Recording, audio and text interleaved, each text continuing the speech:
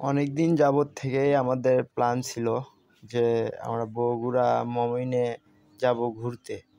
অবশেষে আমরা মমিনে যাওয়ার উদ্দেশ্যে রওনা হলাম। রওনা হয়ে বার হইছি আমরা 4-5টা বন্ধুবান্ধব বার হইছি 2টা বাইক নিয়ে। বন্ধুরা আগে চলে গেছে, আমি পিছে যাওয়ার কারণটা হচ্ছে কি রাস্তাটা অনেক খারাপ। রাস্তায় বৃষ্টি হয়েছে, রাস্তা অনেক ভাঙ্গা হওয়ার কারণে ঠিকঠাকভাবে গাড়ি চালানো যাচ্ছিল না। রাস্তার দুই পাশে অনেক গ্যাপ, যার কারণে সাবধানতাভাবে গাড়ি চালাইতে হইতেছিল। তার কারণে গাড়িটা একটু ধীর গতিতে গাড়ি চালানো হচ্ছিল। রাস্তায় অনেক বৃষ্টি পড়ছে, বৃষ্টি হওয়ার কারণে অনেক পিচ্ছিল হয়েছে। আর শহরের ভিতর তো একটু গাড়ি ঘোড়া বেশি, মানুষজন রাস্তা এপার ওপার হইতেছে, হওয়ার কারণে এতটা একটু স্লোলিভাবে যেতে হচ্ছে। আর স্লোলি যাওয়াটাই বেটার, কারণ অত ধীর গতিতে যাওয়াটাও ঠিক না। আর রাস্তা এতটাই খারাপ যে ঠিকঠাকভাবে গাড়িটা চালাতেও পারতেছিলাম না, অনেকটাই ভাঙ্গা, যার কারণে খুব সাধারণভাবে চলাফেরা করতে হইতেছিল। আর আমার গাড়ির মিটারটা একটু প্রবলেম, 60-এ ঊর্ধ্বে উঠলে একটু নানান রকমের দেখায়। 60-এ গাড়ি থাকলে ও হচ্ছে 100-150 প্লাস দেখায়। আমার গাড়ির এটা কেবলটা চেঞ্জ করতে হবে, চেঞ্জ করলে মিটারটা ঠিক হয়ে যাবে। কিন্তু রাস্তাটা এতটাই ভাঙার কারণে গাড়ি কোনোভাবেই চালাতে পারতেছিলাম না সুবিধা মতোভাবে। কিন্তু রাস্তার সামনে ক্লিয়ার আছে, ভালো আছে, ওখান দিয়েই আমরা সুস্থ স্বাভাবিকভাবে যেতে পারবো। আর রাস্তায় অনেক বৃষ্টি হওয়ার কারণে অনেক কাদা, আর কাদার কারণে একটু আস্তে যেতে হচ্ছিল। অবশেষে আমরা ভালো রাস্তায় উঠলাম, কিন্তু ভালো রাস্তায় উঠলাম বলতে একদম প্লেন রাস্তায় উঠলাম। আর রাস্তায় তো উঠলাম, রাস্তায় উঠায় অনেক বালু, অনেক ধুলা।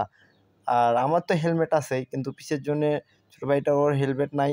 সে বলতেছে ভাই আসতে যান, না হলে ওরে কেটে যান। তা আমি চিন্তা করলাম তাহলে আমি হয়তো অন্য সাইড দিয়ে যাওয়াটাই বেটার, ওকে কেটে যাই। যেহেতু প্রচণ্ড ধুলা উঠতেছে, ধুলা ওড়ার কারণে আমারও অসুবিধা হচ্ছে, আমার ছোটো ভাইয়েরও অসুবিধা হচ্ছে, যার কারণে ওকে কেটে চলে আসলাম। চলে এসে এখন আমরা সুস্থ স্বাভাবিকভাবেই আমরা যেতে পারতেছি। যেতেই এখন রাস্তায় অনেক জ্যাম নেই, রাস্তা ফাঁকা। আমরা রাস্তা দিয়েই যেতেছি, সুস্থ স্বাভাবিকভাবে রাস্তা দিয়ে যেতেছি। রাস্তায় গিয়ে আমরা সাইডে নামলাম, নেমে অবশেষে আমরা মোমেনের কাছে চলে আসলাম, বগুড়া মোমেন পার্কে চলে আসলাম। এসে এর ভিতর এখন আমরা কি দেখব সেইটা আপনাদেরকে দেখাবো। আর দেখাবো কোথায় কি হয় না হয়, আর কোথায় কী রকম সৌন্দর্য আছে, কোথায় কি খেলাধুলা আনন্দ উপভোগ করার, কোথায় সুইমিং পুল, কোথায় বিভিন্ন ধরনের আছে। অবশেষে আমরা মমিনে চলে আসলাম। এসে আপনাদেরকে এর ভিতরে কি আছে সেটা সবাইকে আপনাদের দেখাবো আপনাদেরকে। আমরা মমিনে চলে আসছি। মমিনে একদম এইটা মমিনের পাশে, এইটা আলু স্টোর, মমিনের মালিকের। এইটা হচ্ছে মমিনের ভিউ, ভিতরে যেখানে ওদের প্লেন থাকে। আর মানুষও বিভিন্ন ধরনের খাবার রেস্টুরেন্ট ওর ভিতরে আছে, যেখানে মানুষ বিভিন্ন ধরনের আলাপ আলোচনা করে।